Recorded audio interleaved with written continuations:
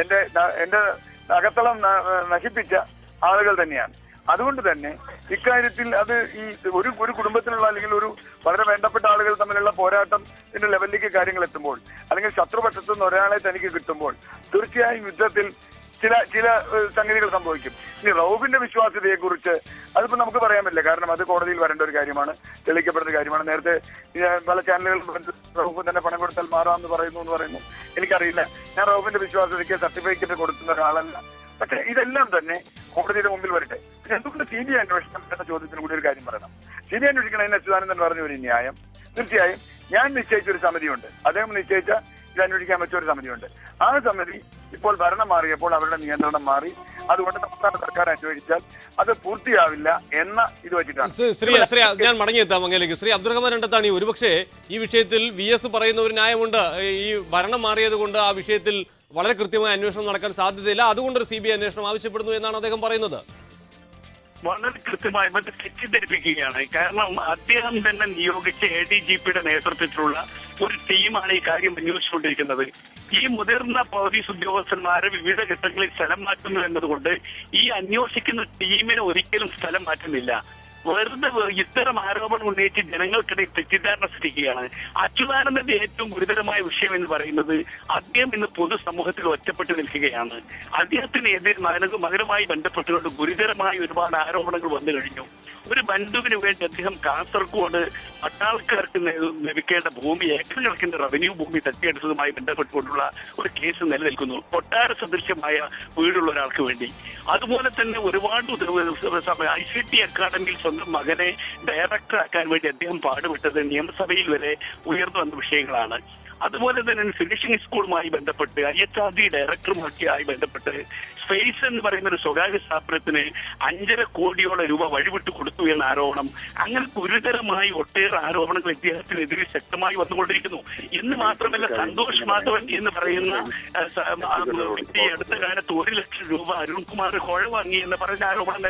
തീർച്ചയായും മടങ്ങിയെത്താം. ഈ ആരോപണങ്ങൾ ശ്രീ ജേക്കബ് ജോർജ്, ഒരുപക്ഷെ ഇവിടെ ഒരു പ്രധാനപ്പെട്ട വിഷയം ഇതാണ്. VS ഇപ്പോൾ ഈ CBI അന്വേഷണം എന്നുള്ള ആവശ്യവുമായി രംഗത്ത് വരുന്നു. അദ്ദേഹത്തിന് നേരെയും അദ്ദേഹത്തിന്റെ അടുത്ത ബന്ധുക്കൾക്ക് നേരെയും മകൻ ഉൾപ്പെടെയുള്ളവർക്ക് നേരെയും ഉയർന്നിരിക്കുന്ന ആരോപണങ്ങളിൽ നിന്ന് മറയുണ്ടാകണം എന്നുള്ള ഒരു ആഗ്രഹം അദ്ദേഹത്തിനുണ്ട് എന്ന് ലീഗ് വളരെ കൃത്യമായി ഇന്ന് അവരുടെ സെക്രട്ടേറിയറ്റിന് ശേഷം പറയുന്നു. അതോടൊപ്പം തന്നെ VS അച്യുതാനന്ദന് പാർട്ടി പിടിക്കുക എന്നുള്ള വലിയ ലക്ഷ്യമുണ്ട്. അതുകൊണ്ട് തന്നെ താൻ ഇപ്പോഴും ജനകീയനാണ്, ജനകീയ മുഖമുണ്ട് എന്ന് ഒരിക്കൽ കൂടി ബോധ്യപ്പെടുത്തണം എന്നുള്ള ഒരാഗ്രഹം അദ്ദേഹത്തിനുണ്ട് എന്നുള്ള തരത്തിലും ആരോപണം വരുന്നു. VSന്റെ ഇപ്പോഴത്തെ നീക്കങ്ങൾ എവിടേക്കാണ് വിരൽ ചൂണ്ടുന്നത്? VSന് എപ്പോഴും രാഷ്ട്രീയത്തിനും സ്വന്തം പാർട്ടിക്കും അതീതമായിട്ട് വ്യക്തിപരമായ ചില അജണ്ടകളുണ്ട്. നമുക്കത് സമ്മതിച്ചേ തീരൂ.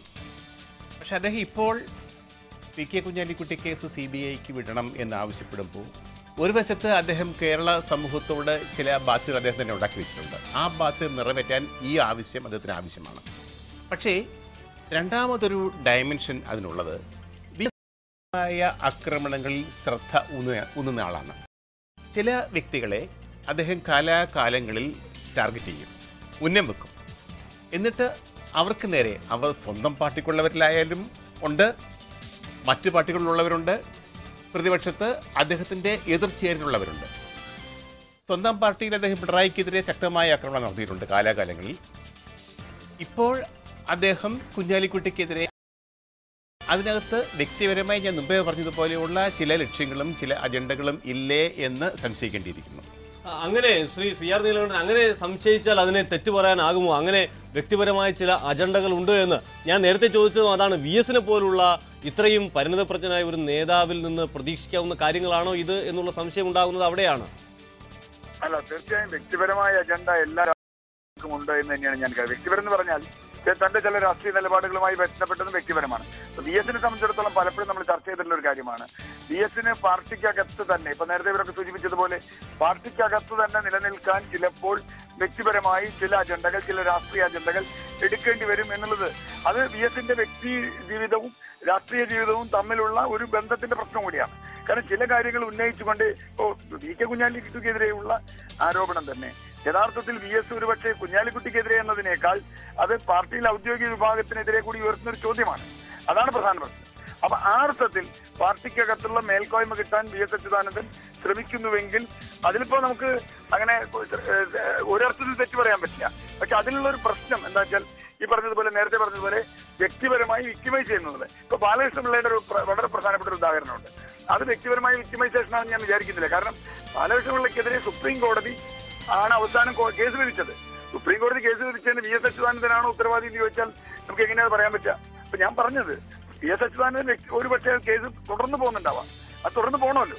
ഇപ്പൊ സത്യസന്ധമായുള്ളൊരു ഇതാണെങ്കിൽ തുടർന്ന് പോകണം. അല്ല, വ്യക്തി വിരോധം തീർക്കാനുള്ള ചില ഗിമ്മിക്സുകളാണെങ്കിൽ അത് ചരിത്രം വളരെ പെട്ടെന്ന് തന്നെ തുറന്നു കാട്ടും. അത് കോടതിയും നിയമ നടപടികളും കാര്യങ്ങളുമാണ് മുമ്പോട്ട് നിശ്ചയിക്കേണ്ടത്. അതുകൊണ്ടാണ് ഞാൻ അത് അങ്ങനെ പറഞ്ഞത്.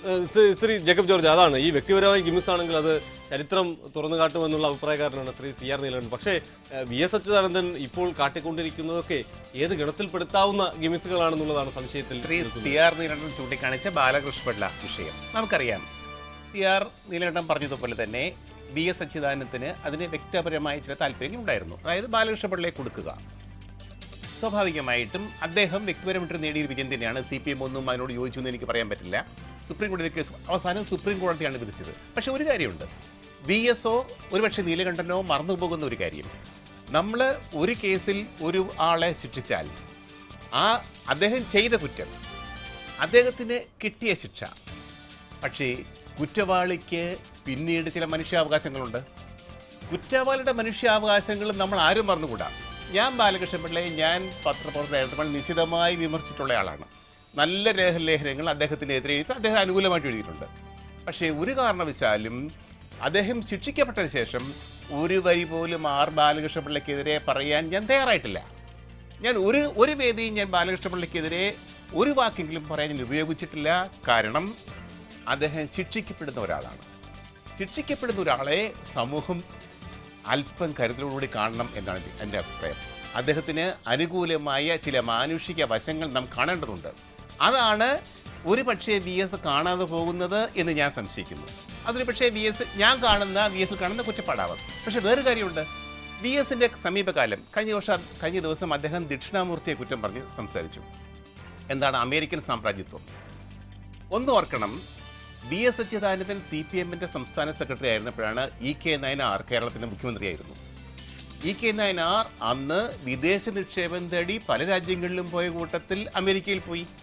അന്ന് VS സാധാരണ ഈ നിലപാടുകളിലുള്ള ശ്രീ അബ്ദുറഹ്മാൻ രണ്ടത്താണി ഇവിടെ വരുന്നൊരു പ്രധാനപ്പെട്ട വിഷയം, ഇപ്പോൾ ലീഗിനെതിരെ ഒരിക്കൽ കൂടി അദ്ദേഹം ആക്രമണത്തിന് മുതിരുന്നത് രണ്ട് ലക്ഷ്യങ്ങൾ ഉണ്ട്. അത് ഒന്ന് വ്യക്തിപരമായ ചില ലക്ഷ്യം, മറ്റൊന്ന് പാർട്ടിപരമായ ചില ലക്ഷ്യങ്ങൾ കൂടി ഉണ്ട് എന്നുള്ള വിലയിരുത്തലാണ് പല ഭാഗത്തു നിന്നും ഉണ്ടാകുന്നത്.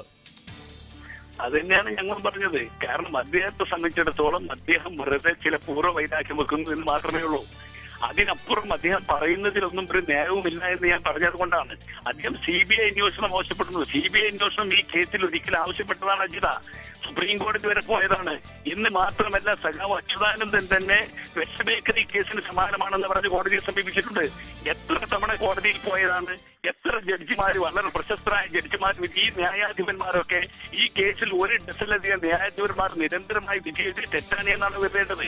അപ്പൊ ഒരു മനുഷ്യനെ നിരന്തരമായി വേട്ടയാടുക, ഒന്നിൽ കുഞ്ഞാലിക്കുട്ടിക്കെതിരെ അദ്ദേഹത്തിന് ഇത്തരമൊരു കേസ് കൊണ്ടുവരിക, അല്ലെങ്കിൽ കുഞ്ഞാലിക്കുട്ടിയുടെ സ്വത്തിന്റെ കാര്യം ചർച്ച ചെയ്യുക, ഇങ്ങനെ നിരന്തരമായി, അല്ലെങ്കിൽ LDF ബന്ധമുണ്ടെന്ന് ആരോപിക്കുക, അങ്ങനെ ഇദ്ദേഹം തന്റെ രാഷ്ട്രീയമായി ശത്രുവിനെ നേരിടാൻ ഏറ്റവും വില കുറഞ്ഞ തന്ത്രങ്ങൾ പ്രയോഗിക്കുന്ന ഒരു ശൈലിയിലേക്ക് അദ്ദേഹം മാറുന്നു. അതിനിടയിലാണ് അദ്ദേഹം ഇപ്പോൾ പ്രതിക്കൂട്ടി നിൽക്കുന്നത്. കേരളീയ സമൂഹത്തിന് മുമ്പിൽ ഒരു മകന് വേണ്ടി ഇത്രയേറെ തകർന്നു കിടന്ന ഒരു കമ്മ്യൂണിസ്റ്റ് നേതാവിന്റെ ചരിത്രം അറിയില്ല. കേരളത്തിന്റെ ഏതെങ്കിലും മുൻ മുഖ്യമന്ത്രിമാർ ഇതുപോലെ അവഹേളിതരായ കാലഘട്ടം ഉണ്ടായിട്ടുണ്ടോ? അപ്പോൾ അദ്ദേഹം പിടിച്ചു നിൽക്കാൻ വേണ്ടി എല്ലാ തന്ത്രങ്ങളും ആവിഷ്കരിക്കുകയാണ്. അതിനുവേണ്ടി ഉപജാപ സംഘം കൂടിയുണ്ട്. ഈ ഉപജാപ സംഘമാകട്ടെ ഒരു വിശ്വാസ്യതയും സമൂഹത്തിന് ഇല്ലാത്ത ആളുകളാണ്. അവരുടെ ഓരോ ചരിത്രം പരിശോധിച്ചാൽ നമുക്ക് വ്യക്തമാകും. ഇപ്പോൾ തന്നെ ആരോപണം ഉന്നയിച്ച ആൾ എന്താ പറയുന്നത്, പ്രതിപക്ഷ നേതാവുമായി എനിക്ക് ബന്ധം തെളിയിക്കാൻ വേണ്ടി ഞാൻ പറഞ്ഞ സ്ഥിതിയാണിത്. അപ്പൊ ഓരോ കാര്യങ്ങൾ പറയുക, വിലവേശുക, ബ്ലാക്ക് മെയിൽ ചെയ്യുക, ഇങ്ങനെയുള്ളൊരു ഗ്യാങ്ങിന്റെ കൂടെയാണോ നിൽക്കേണ്ടത്? എത്ര ഗുരുതരമായ ആരോപണങ്ങളാണിത്. അതുകൊണ്ടാണ് ഞങ്ങൾ പറയുന്നത്, അദ്ദേഹം ഇപ്പോൾ കമ്മ്യൂണിസ്റ്റ് പാർട്ടിയിൽ പാർട്ടിയിൽ നിന്ന് കമ്മ്യൂണിസ്റ്റ് പ്രസ്ഥാനത്തിൽ CPM-ന്റെ സംസ്ഥാന സമ്മേളനത്തിൽ ചർച്ച വന്നാൽ അദ്ദേഹത്തിനെതിരെ ഗുരുതരമായ ആരോപണങ്ങൾ ഉയർന്നു വരും. ഈ ഓരോ ആരോപണങ്ങളും ഉയർന്നു വരുമ്പോൾ പിടിച്ചു നിൽക്കാൻ കഴിയില്ല. അതുകൊണ്ട് പിടിച്ചു നിൽക്കാൻ കഴിയാത്തൊരു ഘട്ടത്തിൽ ഞാൻ കുഞ്ഞാലിക്കുട്ടിക്ക് ഈ വിമർശിച്ചതുകൊണ്ടാണ് എന്നെ പിണറായി വിജയൻ പുറത്താക്കിയത് എന്ന് പറയാനുള്ള അവിടെയാണ് തനിക്കെതിരെ ഉയർന്നേക്കാവുന്ന ശ്രീ അബ്ദുറഹ്മാൻ ഞാൻ തിരിച്ചെത്താം. ശ്രീ CR നീലകണ്ഠൻ, തനിക്കെതിരെ ഉയർന്നേക്കാവുന്ന വലിയ വിമർശനങ്ങൾക്ക് മറയിടാനുള്ള വ്യക്തിപരമായ ഗിമിക്സുകളാണോ ഇത് എന്നുള്ളതാണ് ഒരു സംശയം.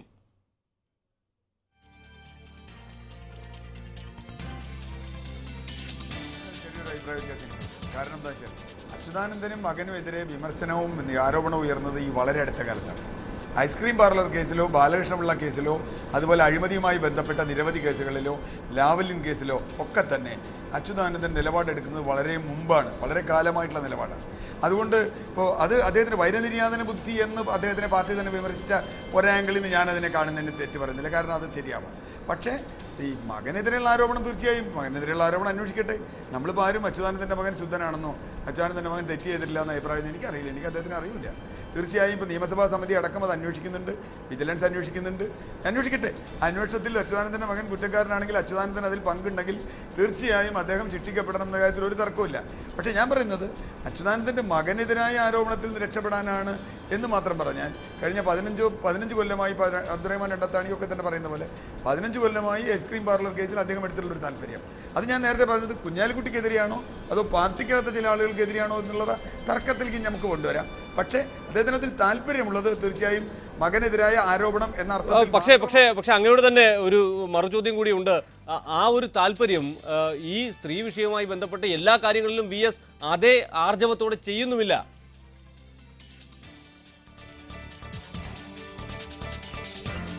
അതാ ഞാൻ പറഞ്ഞേ, അക്കാര്യത്തിൽ എനിക്ക് അഭിപ്രായ വ്യത്യാസം കൃത്യമായിട്ടുണ്ട്. ഇപ്പോൾ കവിയൂർ കേസിലോ കിളിരൂർ കേസിലോ ശശിയുടെ കാര്യത്തിലോ അല്ലെങ്കിൽ അതുപോലെയുള്ള കേസുകളിലോ എടുക്കാത്ത താല്പര്യം തീർച്ചയായും ഐസ്ക്രീം പാർലർ കേസിൽ എടുക്കുന്നു. ഐസ്ക്രീം പാർലർ കേസിൽ എടുക്കുന്നത് പുതിയതല്ലാന്ന് ഞാൻ പറഞ്ഞുള്ളൂ. ചില കേസുകൾ അദ്ദേഹം വിട്ടുകളയുന്നതിനകത്ത് നമുക്ക് വിമർശിക്കപ്പെടണം. തീർച്ചയായും ശശിക്കെതിരായി വന്ന ആരോപണം എന്തുകൊണ്ടാണ് ഒരു ക്രിമിനൽ കേസായി കേരളത്തിൽ രജിസ്റ്റർ ചെയ്യപ്പെടാതിരുന്നത് എന്ന ചോദ്യം വളരെ പ്രസക്തമാണ്. അത് അദ്ദേഹം മുഖ്യമന്ത്രിയായിരിക്കും വന്ന ആരോപണമാണ്. വന്നില്ല. കിളിരൂർ കേസിൽ ഷാരിയുടെയും അച്ഛൻ്റെയും ഒക്കെ അനുഭവത്തിൻ്റെ കാര്യങ്ങളൊക്കെ നമ്മുടെ മുമ്പിലുണ്ട്.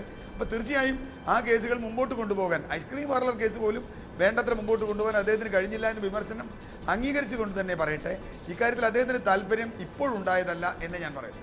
ആ താല്പര്യം ഇപ്പോഴുണ്ടായതല്ല ശ്രീ ജേക്കബ് ജോർജ്, അത് വളരെ കൃത്യമായി തന്നെ ഉള്ള ഒരു താല്പര്യമാണ്. അതാണ് ശ്രീ CR നീലകണ്ഠൻ പറഞ്ഞു വെക്കുന്നത്. അതൊരു പക്ഷേ വേണ്ട കാര്യങ്ങൾ വേണ്ട സമയത്ത് എടുക്കാനുള്ള രാഷ്ട്രീയക്കാരൻ്റെ ഒരു ബുദ്ധിയുണ്ടല്ലോ, ബുദ്ധിയും വൈഭവവും. ഒരു പക്ഷേ VS അതായിരിക്കും കാണിക്കുന്നത്. VS അതായിരിക്കാം കാണിക്കുകയെന്ന് ശ്രീ നീലകണ്ഠൻ തന്നെ സമ്മതിക്കുകയുമാവാം. എനിക്ക് തോന്നുന്നത് VS ചില കാര്യങ്ങളിൽ ചില സമയത്ത് ചില ആയുധങ്ങൾ എടുക്കും. അതിന് അദ്ദേഹത്തിൻ്റെ പ്രത്യേകമായ ലക്ഷ്യങ്ങളുണ്ടാവും, പ്രത്യേകമായ അജണ്ടകളുണ്ടാവും. അത് രാഷ്ട്രീയമായിട്ടായിരിക്കും, ചിലപ്പോൾ വ്യക്തിപരമായിട്ടാവും, ചിലപ്പോൾ സമൂഹത്തിൽ തൻ്റെ മാന്യതയും തൻ്റെ പ്രതിച്ഛായയും നിലനിർത്താനും വളർത്തിയെടുക്കാനും വേണ്ടിയാവും. പക്ഷേ ഇതൊക്കെ VS അച്യുതാനന്ദൻ വളരെ മാറി മാറി കളിച്ച് ഒരു വശത്ത് അദ്ദേഹത്തിൻ്റെ പ്രതിച്ഛായ കൂട്ടും, മറുവശത്തെ പാർട്ടിയിലും രാഷ്ട്രീയത്തിലും സമൂഹത്തിലും അദ്ദേഹത്തിൻ്റെ സ്ഥാനം ഉറപ്പിക്കുകയും ചെയ്യും. ഇതിനൊക്കെ അദ്ദേഹം പല ആയുധങ്ങളും എടുക്കും കാലാകാലങ്ങളിൽ. ആ കാലാകാലങ്ങളിലെ ആ ആയുധങ്ങൾ ശ്രീ CR നീലകണ്ഠൻ, അവസാനം നമുക്ക് സമയപരിമിതി നമുക്ക് അവസാനിപ്പിക്കേണ്ടിയിരിക്കുന്നു. ആ ആയുധങ്ങൾ എത്രത്തോളം പ്രാവർത്തികമാക്കാൻ കഴിയും എന്ന് നമുക്ക് ഇപ്പോഴത്തെ സാഹചര്യത്തിൽ വിശ്വസിക്കാനാവും?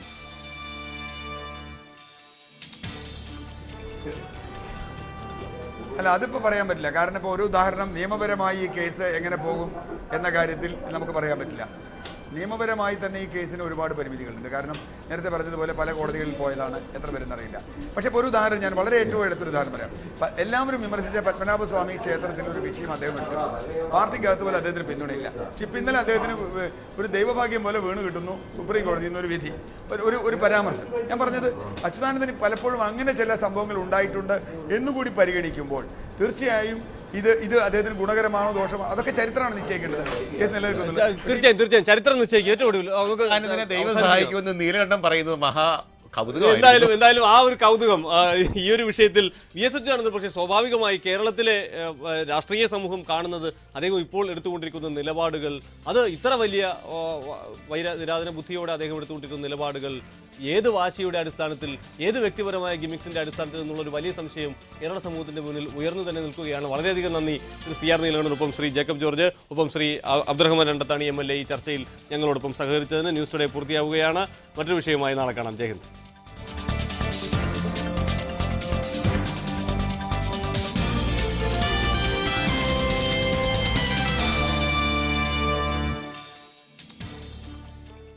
News today brought you by Cubix PU footwear.